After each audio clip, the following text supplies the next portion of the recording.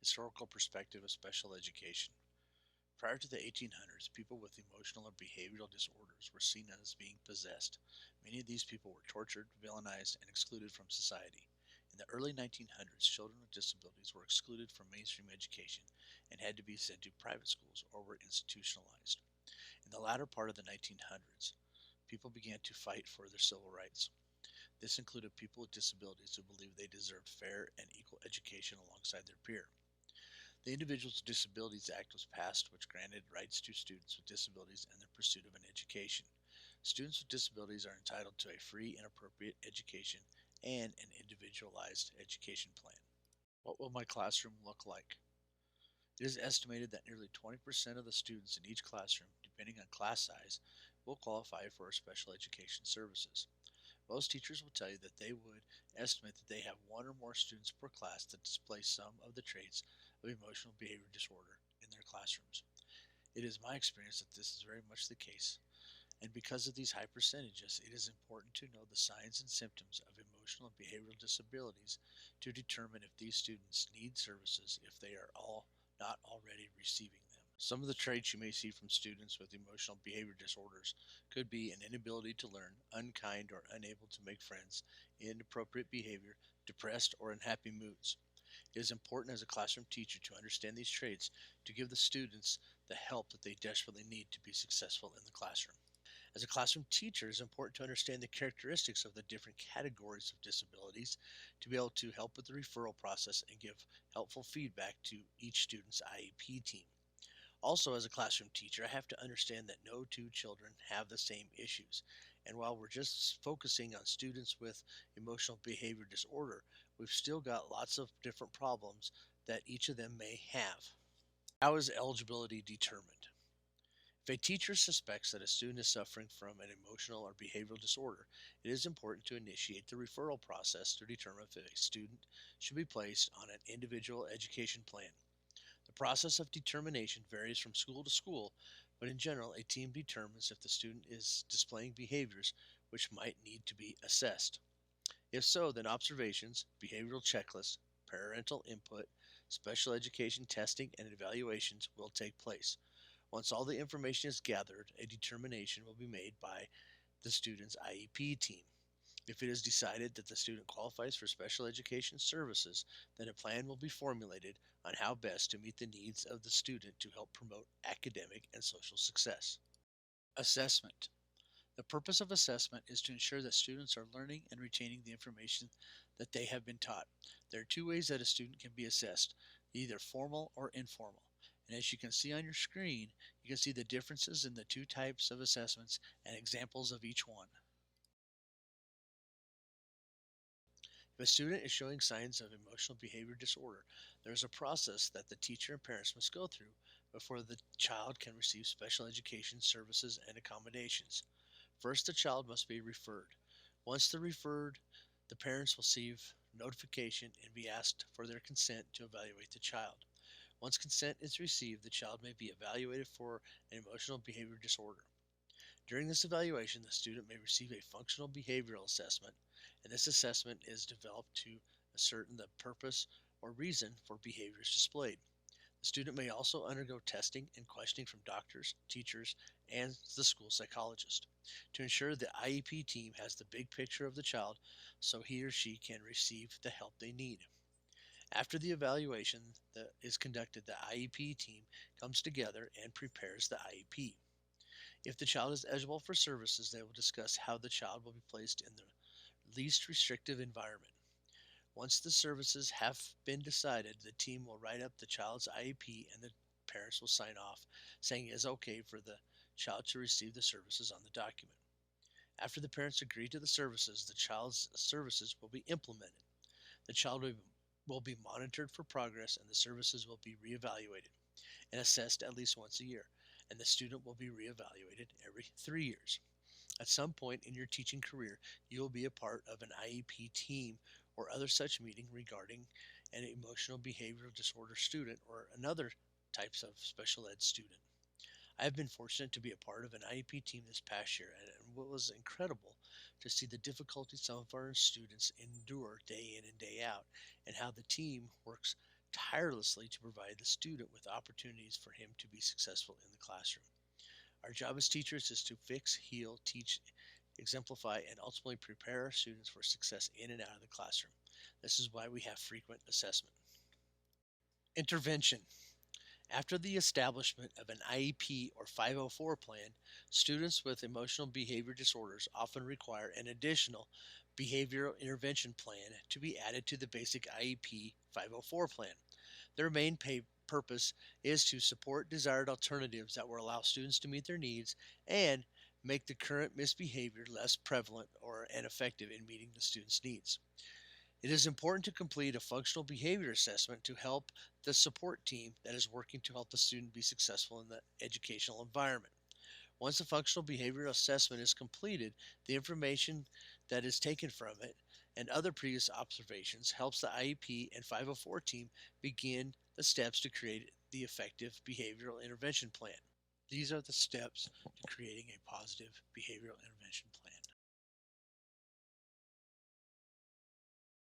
Motivational theory. What motivates a student to learn?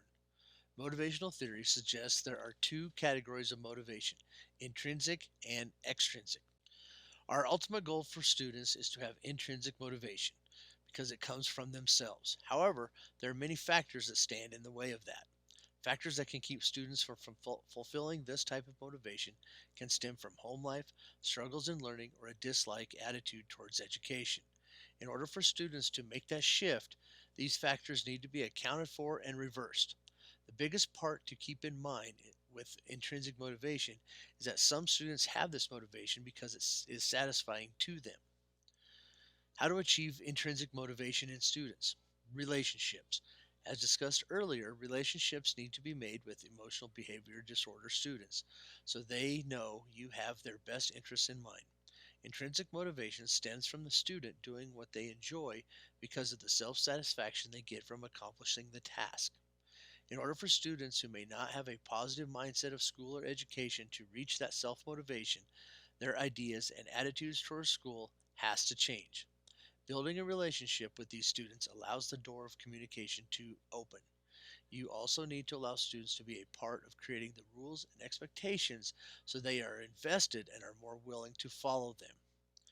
How to achieve intrinsic motivation in students. Student engagement and influence. In order for students to be engaged in their work, they need to want to do it. By allowing them to have somewhat of an influence on what is happening in the classroom, it will help them capture that intrinsic motivation. We can do this by challenging the students. Students need to be motivated when pursuing goals with personal meaning and when attaining the goal is impossible but not certain. By raising curiosity, student internal motivation increases when something in the physical environment grabs their attention. Control. Students need a bit of control over themselves and their environment to determine what they pursue. Cooperation and competition. Self motivation increases when getting satisfaction in helping others and being able to compare performances favorably to that of others. Recognition. All enjoy having their accomplishments recognized. When we look at motivation and rewards and extrinsic motivation, we need to think about using rewards in correlation with behavior. Most people think of rewards as prizes, tokens, or special gifts. However, most times this method does not work. Researchers have discovered that offering external rewards for an already internally rewarding activity can actually take that activity less intrinsically rewarding. For students with emotional and behavioral disabilities, there needs to be something different than offering prizes or focusing on bad behavior. When we discuss rewarding students for their behavior, it is directed towards acknowledging positive behaviors that students are doing. Teachers need to celebrate the successes of the students more than reprimanding or punishing their mistakes. Simply acknowledging good behavior of students gives them a sense of satisfaction. As teachers, it is important to make sure our students stay motivated. If a child is motivated at school, they are more willing to work hard and be active learners in the classroom. I've had students that are nearly impossible to encourage, and sometimes it can be hard to motivate a student with emotional behavior disorder. But by using specific strategies, a student can become motivated at school. When students are motivated in the classroom, they are less likely to be off task and not completing their work. My role, I believe, as an educator, more often than not, extends far beyond teaching. I serve as a friend, confidant, listener, safe haven, and security blanket for many of my students, and that helps them be successful in and out of the classroom. Reinforcing incompatible behaviors. When students display inappropriate behaviors, an effective strategy is to try and replace that behavior with a related yet incompatible positive behavior. Enforcement is key to increase a new behavior while eliminating the old one. There are three strategies to do this. The first one is differential reinforcement of incompatible behavior, or DRI. The idea is that the target or replacement behavior cannot be performed at the same time as the problematic behavior. For example, if the interfering behavior is the inability to pay attention, then an incompatible behavior would be the ability to pay attention. Differential reinforcement of alternative behavior, or DRA. DRA is similar to DRI in that they both reinforce the occurrence of a behavior that is an alternative to the inappropriate behavior. The difference is that the behavior selected in DRA is not necessarily incompatible with the unwanted behavior. An example is if a student who frequently has outbursts in the classroom can be taught to raise his hand to gain the teacher's attention. They can both be done at the same time. Differential reinforcement of other behavior, or DRO. DRO is used by reinforcing a student if an undesired behavior is not displayed during a designated time period. What do teachers need to do? Teachers need to communicate a positive comment with the student when they display the correct behavior. Frequently reinforce positive behaviors, model the reinforcement, and be excited about the earning of a reinforcement. Locus of control. What is locus of control? The concept of locus of control is important to understand when dealing with students who have emotional and behavioral disabilities. A student who has an internal locus of control will have good self motivation to get the work done that is needed to be successful. With that being said, they will also be extremely hard on themselves, thus making it easy for them to get depressed and lose self confidence. For example, if a child works really hard on an assignment and they fail, the likelihood they will just give up is very high. So, as teachers, we need to make sure our students see success in all they do, and this can be done by giving them positive encouragement. We need to find things to praise students to help them stay motivated in class. A student with external locus of control blames outside forces for everything. The individual believes that they have little to no control over what happens. These students tend to be fatalistic, seeing things as happening to them that there is very little they can do about it.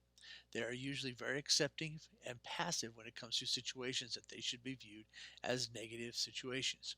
People with external locus of control tend to blame success on luck rather than their own efforts, making them believe that they cannot make a difference in any situation.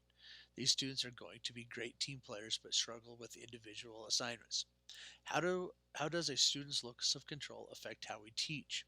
As teachers, we need to assess the locus of control of our students. This will be helpful in determining any cognitive errors that they may have in their thinking. The ideal situation is that they have a balance of both internal and external locus of control. Students need to understand that hard work as an individual and as a team is needed to be successful, but some things are simply just out of their control. We can always do our best, but if they cannot fully control something, we have to be okay with the outcome. This can be very difficult for students with emotional and behavioral disabilities to understand, so constant communication and reasoning has to happen. Some final thoughts. It is our responsibility as teachers to make sure we are giving all of our students the same opportunities to be successful in our classrooms. When you have students with emotional and behavioral disabilities, it may bring differences and challenges into your classroom. So it is important to keep in mind that to help all students, in particularly those students with emotional and behavior disorders, you need to build positive relationships with your students and get them excited about their learning. You need to help them get motivated and invested in what is being taught in the classroom and to understand what they need to do to be successful in and out of your classroom. This class has helped me learn about all aspects of emotional and behavioral disabilities and will help me in addressing all of their needs in my classroom in the future.